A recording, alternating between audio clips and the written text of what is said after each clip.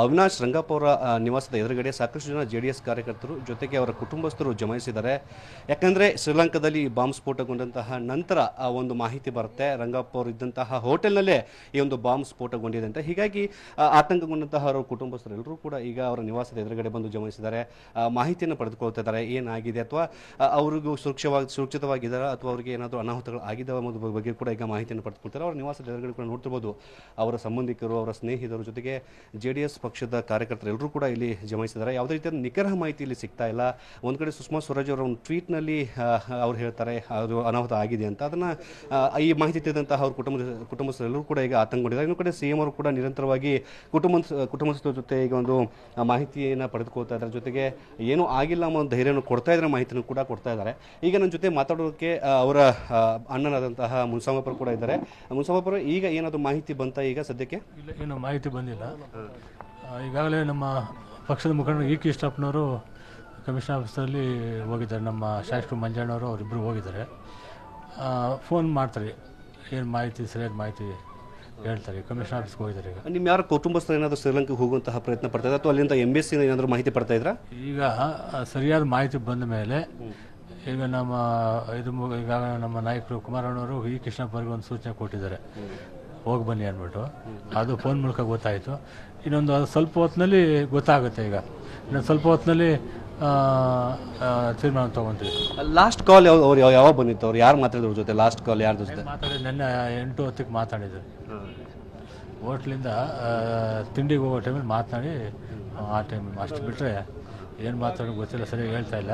ನಾನು 8:10 ಮಾತಾಡಿದ್ದಾರೆ. ಆಮೇಲೆ ಈ ಶ್ರೀಲಂಕಾದಲ್ಲಿ ಒಂದು ಬಾಂಬ್ ಸ್ಫೋಟ ಆದಮೇಲೆ ಅಲ್ಲಿ ವಾಟ್ಸಪ್ ಮತ್ತು ಕಾಲ್ ಯಾವುದು ಕೂಡ ವರ್ಕ್ ಆಗ್ತಿರ್ಲಿಲ್ಲ ಅಂತ ಹೇಳ್ತಾ ಇದ್ರು.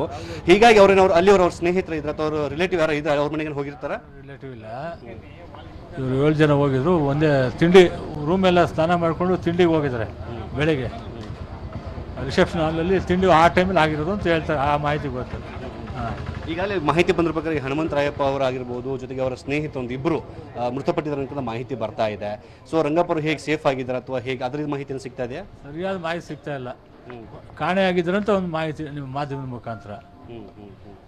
ಅದರಿಂದ ಮಾಧ್ಯಮ ಮುಖಾಂತರ ನಾನು ಬೆಳಗ್ಗೆ ಕೇಳ್ಕೊಂಡಿದ್ದೀನಿ. ಈಗ ನೀವಾದರೂ ಸರಿಯಾದ ಮಾಹಿತಿ ನಿಮಗೆ ಸಿಗ್ತದೆ.